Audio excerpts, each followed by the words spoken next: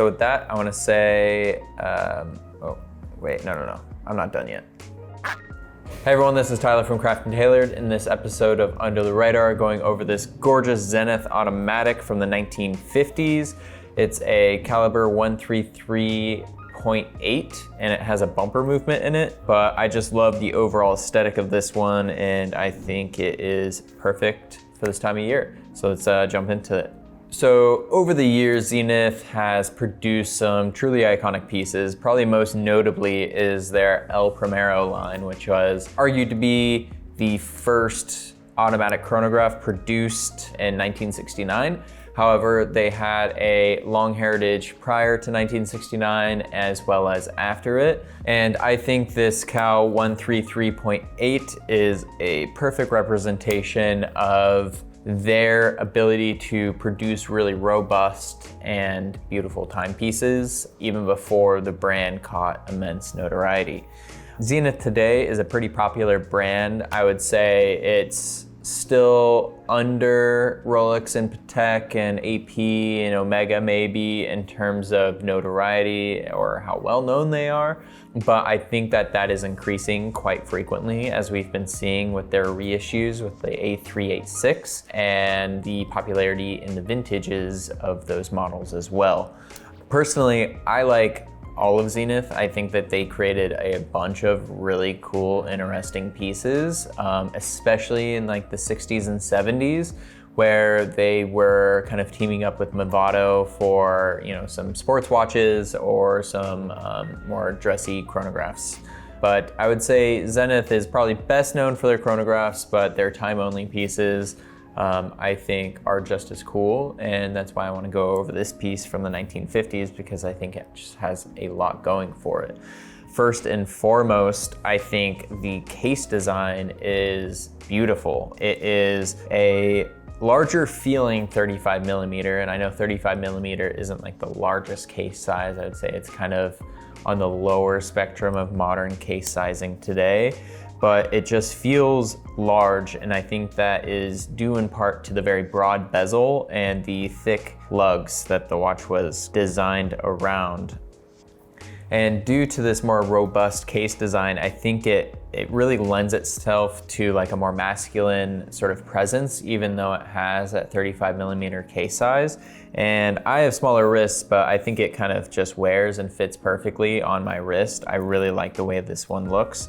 The dial was originally like a white or a silver dial, but due to just age and the radium luminous material kind of being exposed on the dial for such a long period of time, it has taken on this really, really nice, even cream color all the way through, which is, for these watches, sometimes a little bit harder to find. They're usually aged in one part of the dial more than the other, just from the hand sitting in a certain position for so long, and that's called radium burn, but we don't see that on this watch at all. It's just evenly aged and perfectly preserved.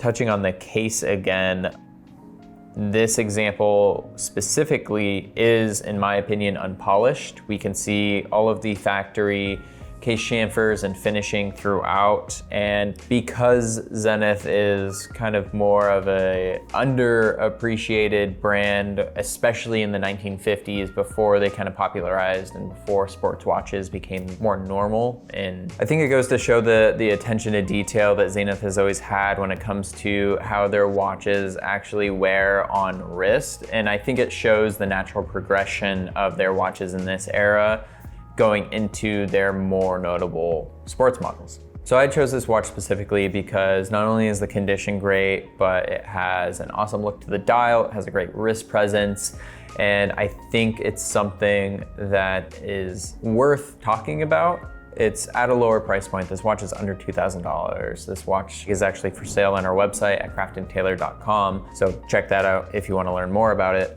So I think for the price of the watch, the amount of value you're getting is actually amazing. The watch is designed so well. I love the bumper movement. I think it's kind of more of a novelty these days. However, it still works. It's kind of a more rudimentary design compared to like what we're used to for automatic watches these days.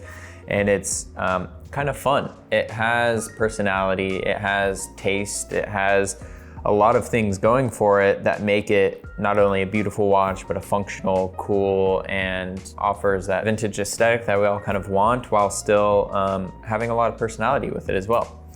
But not only this watch, I think Zenith in general right now is kind of a more under the radar brand. I think they're definitely moving up in notoriety. I think the time to get into Zenith is probably now.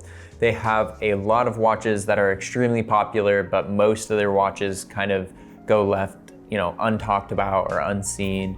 And I think there's a lot of opportunity here before the brand as a whole kind of explodes or blows up, which I think is inevitable, to grab some really cool, really well made, and still affordable watches that are just a lot of fun.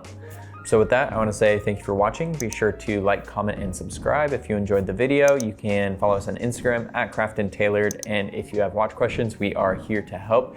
You can drop us a line at info@craftedtailor.com. Thanks. See you in the next one.